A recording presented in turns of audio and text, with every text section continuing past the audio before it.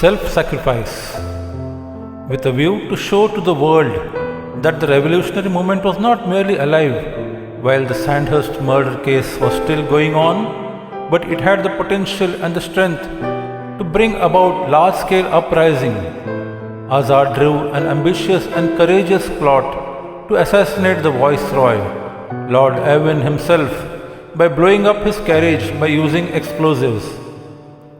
The day fixed for this plan was the 23rd December 1929. The victory special was to cross the bridge over the river Yamuna near the old fort in the darkness of the early dawn and in dense fog. The plan was to tie the bomb to the rails of the track and to blow up the train by detonating it from the old fort situated about 300 yards away. It was expected that with the explosion the train would be derailed and the carriage would hurtle down in the river from the bridge. The execution of the plot was in the hands of Indrapal and Yashpal.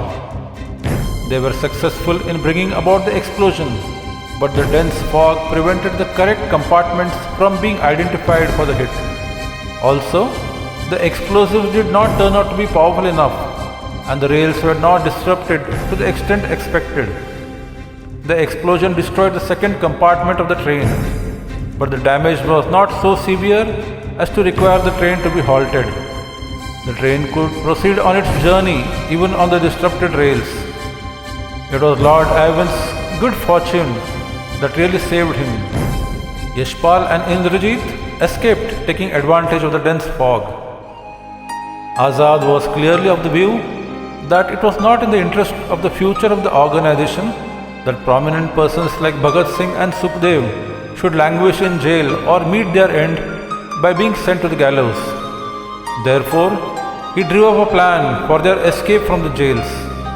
The day fixed for executing the plan was fixed as 1st of June 1930. Bombs were manufactured to be used to attack the policemen at the time of the escape. To test these bombs, Bhagwati Charan Vora went into the forest outside the town on the banks of the river Ravi, taking Sukhdev Raj and Bachchan Vaishampayan with him. Unfortunately, the clip of the bomb became loose and the bomb exploded in the hands of Bhagwati Charan. He was severely injured. Before Azad could reach the place, Bhagwati Charan had breathed his last. The death of Bhagwati Charan did not, of course, alter the date of the plan to secure the escape of Bhagat Singh. All the participants in the plan were ready at the appointed time on the appointed day. But the police deployment was very heavy and was unusually very strict. The plan failed completely. The ill-omened day 29 February 1931 dawned.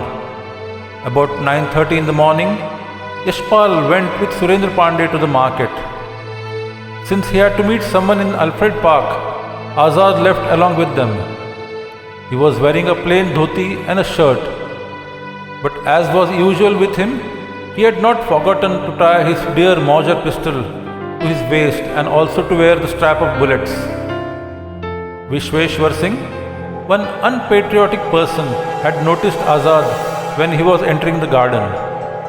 Using the nearest available phone, he gave this information to Not Bear, the additional district superintendent of police of Kanpur.